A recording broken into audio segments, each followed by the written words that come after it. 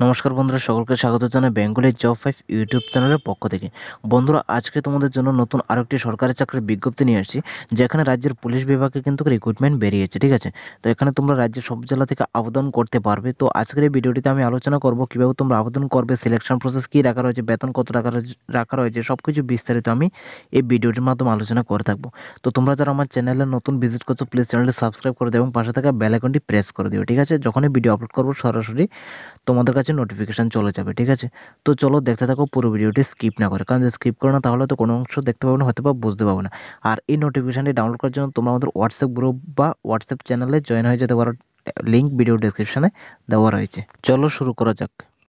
তো বন্ধুরা, এটা হচ্ছে অফিসিয়াল নোটিফিকেশন। তোমরা যেটা দেখতে পাচ্ছ এখানে লেখা রয়েছে Indo Tibetan border police forces, মানে এটা আইটিবিপির তরফ থেকে রিক্রুটমেন্ট এসেছে। ঠিক আছে, বলা হচ্ছে এখানে ministry of home affairs government of India, এটা ভারত সরকারের দ্বারা হোম মিনিস্টার অফ অ্যাফেয়ার্স থেকে এই রিক্রুটমেন্টটি বেরিয়েছে, Indo Tibetan border police force, যেখানে তোমরা ত্রিপুরা থেকে কিন্তু আবেদন করতে পারবে। ঠিক আছে, সেই জন্য আমি ভিডিওটা বানিয়েছি। এখানে বলা আছে recruitment for the post of constable kitchen service, এখানে কনস্টেবল কিচেন সার্ভিস পোস্টে এখানে রিক্রুটমেন্ট করা হচ্ছে 2024 সালে। তারপর এখানে বলা আছে অনলাইন অ্যাপ্লিকেশন এর invited from eligible Indian citizen, মানে এখানে যারা ইন্ডিয়ান সিটিজেন মেল ফিমেল রয়েছে তারা একমাত্র অনলাইনে আবেদন করতে পারবে। ঠিক আছে, ফর্ম ফিল আপ করতে পারবে। এবং বলা হচ্ছে filling up the vacancy of constable kitchen service, এখানে যে ফর্মটা ফিল আপ করা হবে সেটা কিন্তু কনস্টেবল কিচেন সার্ভিস পোস্টের জন্য ফিল আপটা করা হবে। ঠিক আছে, তারপর এখানে মোটা হরফে লেখা রয়েছে অনলাইন মোড অনলি, মানে তোমরা শুধু আবেদনটা অনলাইনে করতে পারবে। ঠিক আছে, অন্য কোনো পদ্ধতিতে তোমরা আবেদন করতে পারবে না। এবং অনলাইন অ্যাপ্লিকেশনের একটা ডেট রাখা রয়েছে, সেই ডেটটা হচ্ছে সেপ্টেম্বরের 2 তারিখ ফর্ম ফিল আপ শুরু হয়েছে এবং লাস্ট ডেট রাখা রয়েছে অক্টোবরের 1 তারিখ পর্যন্ত। ঠিক আছে, তারপর এখানে যে পোস্টগুলি রাখা রয়েছে সেটি বিস্তারিত বলছি আমি। যে পোস্টটা রাখা রয়েছে সেটা হচ্ছে কনস্টেবল কিচেন সার্ভিস, এবং টোটাল ভ্যাকেন্সি রাখা রয়েছে 819টির মতো ভ্যাকেন্সি রাখা রয়েছে। এর মধ্যে মেলদের জন্য ভ্যাকেন্সি রাখা রয়েছে 697, ফিমেলদের জন্য 122টি, সব মিলিয়ে 819টির মতন এখানে ভ্যাকেন্সি রাখা রয়েছে। ঠিক আছে, তারপর আমরা দেখে নেব নিচে পে স্কেল রাখা রয়েছে। তোমাদের লেভেল 3 পে স্কেল তোমরা পাবে। 21,700 টাকা তোমাদের স্যালারি শুরু হবে এবং 69,100 টাকা পর্যন্ত তোমাদের স্যালারি লাস্টে থাকবে। ঠিক আছে, আদার্স অ্যালাউন্সগুলি তোমরা কিন্তু পেয়ে যাবে। ঠিক আছে, যেগুলো ডিফেন্সে দেওয়া হয়ে থাকে। এবার আমরা আলোচনা করব এলিজিবিলিটি কন্ডিশন, যেটা এজ লিমিট এবং এডুকেশনাল কোয়ালিফিকেশন।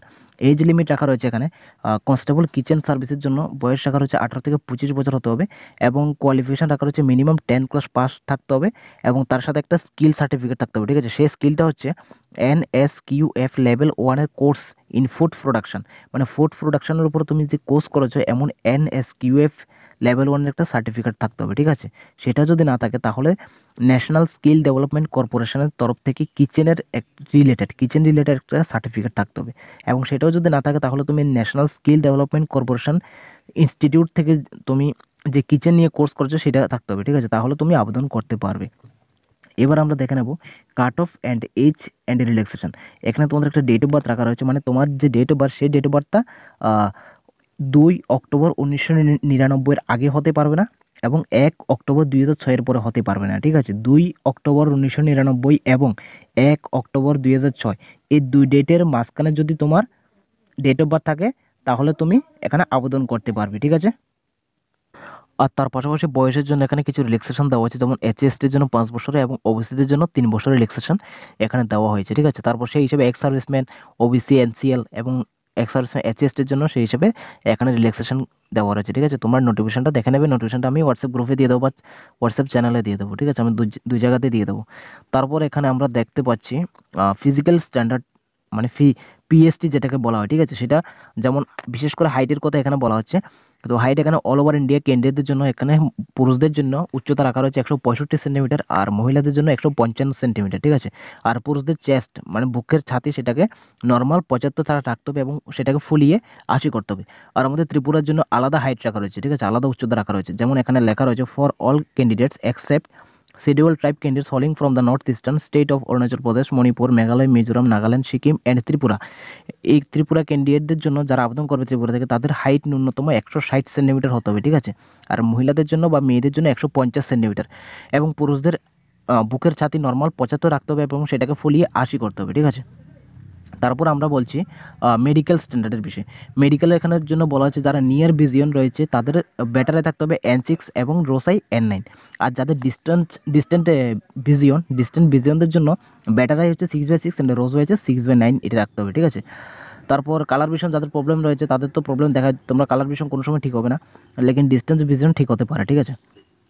তারপরে এখানে লেখা রয়েছে ট্যাটু। তোমাদের বডিতে যে ট্যাটু যদিও থাকে সেটা 1/4 সাইজ হতে হবে, ঠিক আছে। 1/4 সাইজ থেকে বেশি হলে তোমাকে কিন্তু রিজেক্ট করা হবে, ঠিক আছে, ফিজিক্যালের টাইমে। তারপর এখানে আসছে তোমাদের একটা application form, sorry application fee যেটাকে বলা হয়, মোড অফ পেমেন্ট, মানে অ্যাপ্লিকেশান একটা ফি দিতে হবে। জেনারেল, ওবিসি, ইডাব্লিউএসের জন্য সেটা ম্যান্ডেটারি 100 টাকা তোমাদের অ্যাপ্লিকেশান ফি দিতে হবে, এবং সেটা কিন্তু তোমরা অনলাইন থ্রুতে তোমরা দিতে পারো, ঠিক আছে, বা বিভিন্ন রকম কার্ড ইউজ করে, রুপে কার্ড, ডেবিট কার্ড, এগুলো ইউজ করে তোমরা দিতে পারো, ঠিক আছে। তারপর আমরা দেখে নেব সিলেকশন প্রসেস। দেখো তোমাদের সিলেকশন প্রসেস রাখা রয়েছে, প্রথমে তোমাদের একটা অ্যাডমিট আসবে, ঠিক আছে, সেই অ্যাডমিট অনুসারে তোমাদের কিন্তু সিলেকশন প্রসেসটা নেওয়া হবে। এবং সিলেকশন প্রসেসের যে ধাপগুলি রয়েছে সেটি হচ্ছে, প্রথমে হবে পিইটি, তারপর হবে পিএসটি, তারপর হবে তোমাদের রিটেন এক্সাম, তারপর হবে তোমাদের ডকুমেন্ট ভেরিফিকেশন, তারপর হবে তোমাদের মেডিকেল এক্সামিনেশন। এই ধাপগুলি ক্লিয়ার করার পরে তোমাদের সিলেকশন দেওয়া হবে, ঠিক আছে। এবার আমরা দেখে নেব যেটা হচ্ছে ফিজিক্যাল এফিসিয়েন্সি টেস্ট, যেটাকে পিইটি বলা হয়, মানে তোমাদের রানিং টানিংয়ের বিষয়। তো এখানে পুরুষদের জন্য রানিং রাখা রয়েছে 1.6 মানে 1600 মিটার রানিং রাখা রয়েছে, টাইম রাখা রয়েছে 7.5 মিনিট, খুব একটা ইজি। এবং লং জাম্প রাখা রয়েছে 11 foot, 3 chance to be given, মানে 3বার চান্স দেওয়া হবে, ঠিক আছে। 11 ফুট লং জাম্প দেওয়া হবে এবং 3.5 ফুট হাই জাম্প দিতে হবে, ঠিক আছে, এবং 3বার চান্স দেওয়া হবে পুরুষদের জন্য। আর ফিমেলদের জন্য রাখা রয়েছে 800 মিটার রানিং হতে হবে 4.5 মিনিটের মধ্যে, মানে 4 মিনিট 45 সেকেন্ডের মধ্যে। এবং তোমাদের লং জাম্প রাখা রয়েছে 9 ফুট, 3বার চান্স দেওয়া হবে, এবং high jump 3 foot high jump রাখা রয়েছে, ঠিক আছে, 3বার চান্স দেওয়া হবে তোমাদের, ঠিক আছে। তো আশা করি বুঝতে পারছো। এবার আমরা নেক্সট দেখে নেব PST. Chest measurement and height measurement, এগুলোতে আগেই আলোচনা করে দিয়েছে, ঠিক আছে। তারপর সেখানে রিটেন টেস্ট, মানে এগুলো হচ্ছে সিলেকশন প্রসেস বিভিন্ন ধাপগুলি। রিটেন টেস্টের মধ্যে তোমাদের এখানে সিলেবাস রাখা রয়েছে, ঠিক আছে। সিলেবাসগুলি দেখে নাও। জেনারেল অ্যাওয়ারনেস বা জিকে আসবে তোমাদের 15টি কোশ্চেন, 15 নম্বরের। নলেজ অফ এলিমেন্টারি ম্যাথমেটিক্স, মানে অঙ্ক আসবে তোমাদের 10 কোশ্চেন আসবে 10 মার্কসের, এবং তোমাদের অ্যানালিটিক্যাল অ্যাপটিটিউড, যেটাকে রিজনিংও বলা হয়ে থাকে, সেটা আসবে 15টি কোশ্চেন বা 15 নম্বরে, ঠিক আছে। এবং ইংলিশ বা হিন্দি থেকে আসবে 10টি কোশ্চেন 10 নম্বর, সব মিলিয়ে এখানে হচ্ছে তোমার 50 মার্কস আসবে, ঠিক আছে, মানে 50টি প্রশ্ন আসবে 50 নম্বরে, 1 ঘন্টার টাইম রাখা রয়েছে। বলছে there are 10 question for Hindi ও 10 question for English, each candidate have a option, মানে তোমাদের ইংলিশ এবং হিন্দি থাকবে, ঠিক আছে। তোমরা বিশেষ করে গ্রামার, লাস্ট যে পার্ট এটা, সেটা গ্রামার আসবে 10 হিন্দি অথবা ইংলিশ এখানে লেখা রয়েছে। তো তুমি হিন্দি ভাষায় যদি কমফোর্টেবল হয়ে থাকো তাহলে তুমি হিন্দিতে দিতে পারবে, আর যদি ইংলিশে কমফোর্টেবল হয়ে থাকো ইংলিশে দিতে পারবে, ঠিক আছে, এখানে অপশান রাখা থাকবে। তারপর রাখা রয়েছে এখানে কোয়ালিফিকেশন মার্ক, যেটা বলে জেনারেল, ইডাব্লিউএস, এক্স সার্ভিসম্যানদের জন্য 35% যদি মার্কস পেয়ে থাকো, 50-এর মধ্যে 35%, তাহলে তুমি পাস করে যাবে। আর এসসি এসটি ওবিসির জন্য 33% এখানে মার্কস, কোয়ালিফাই মার্কস রাখা রয়েছে। তারপর আমরা দেখে নেব মেরিট লিস্ট, তোমাদের সবশেষে একটা মেরিট লিস্ট করা হবে, সেই মেরিট লিস্ট বেসিস করে তোমাদের কিন্তু সিলেকশন কমপ্লিট করা হচ্ছে, ঠিক আছে। আর একটা বিষয় হচ্ছে তোমাদের যে ডিটেল মেডিকেল এক্সামিনেশন হবে, যাদের মেডিকেলে আনফিট হবে তো তাদেরকে আরেকবার সুযোগ দেওয়া হবে রিভিউ মেডিকেল হিসেবে, ঠিক আছে। রিভিউ মেডিকেল বলে আরেকবার তোমাদের চান্স দেওয়া হবে মেডিকেল এক্সামিনেশনের জন্য, এটা একটা ফ্যাসিলিটি এখানে রাখা রয়েছে। তো বন্ধুরা, নোটিফিকেশানটি এতটুকু, যে মেইন ইম্পর্টেন্ট পার্টগুলো তোমাদের জানা প্রয়োজন ছিল সেগুলো তোমাদের সাথে আলোচনা করেছি। তো এই নোটিফিকেশানটি এখানেই শেষ হয়েছে। তো আজকের ভিডিওটি এতটুকু। ভিডিওটি যদি ভালো লেগে থাকে তাহলে লাইক এবং শেয়ার করতে, চ্যানেলটি সাবস্ক্রাইব করে দিও এরকম ইনফরমেটিভ ভিডিও পাওয়ার জন্য, ঠিক আছে।